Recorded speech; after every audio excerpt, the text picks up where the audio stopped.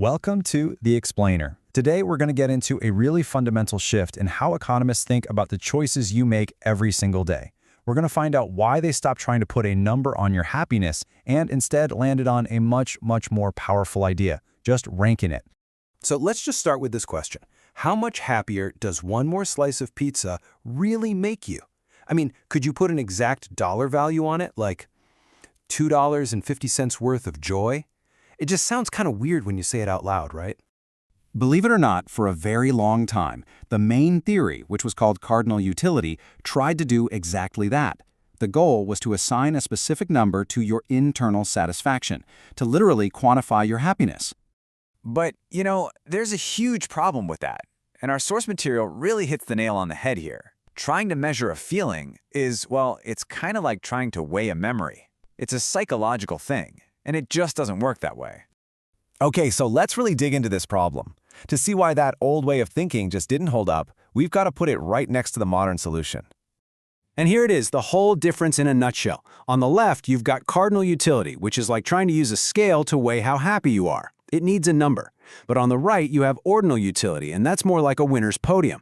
All that really matters is knowing that you prefer the coffee over the tea. The how much part, well, that's the question economists realized they never really needed to answer in the first place. And this leads us to this really elegant solution, ranking, not rating. This was a massive breakthrough, frankly, because it's just more scientifically sound.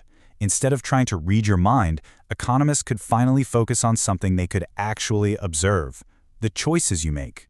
So, the whole thing boils down to this. Ordinal utility is built on the super simple idea that you, the consumer, are perfectly capable of ranking your preferences. You might not know exactly how much more you like A than B, but you definitely know which one you'd pick first, second, and third. It's just like watching a race. You know who got the gold, silver, and bronze medals? That finishing order is what matters for the rankings. You don't really need the exact stopwatch times to understand who won, right? Well, your preferences work pretty much the same way. And this lays out the process perfectly. You've got options, let's call them A, B, and C. You just rank them based on what you like most. And that's it. We know the order is A, then B, then C. But that gap, the actual amount of satisfaction between them, that stays your own private information. Nobody needs to know it. Okay, but here's the thing. For this whole ranking system to be a reliable way to understand behavior, the entire framework is built on a few simple but really powerful assumptions about how we all act as consumers. First up, and this is probably the most important one, is what economists call the rational consumer. This idea is pretty much the foundation for everything else. So this basically means the theory assumes three things about you. 1, you know what you like.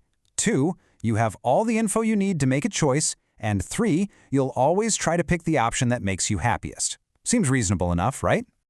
All right, the second big assumption is that your choices actually have to make sense over time. Your preferences can't just be totally random. They have to follow some kind of consistent, logical pattern.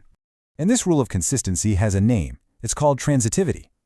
Think of it as the logical glue that holds this entire theory together.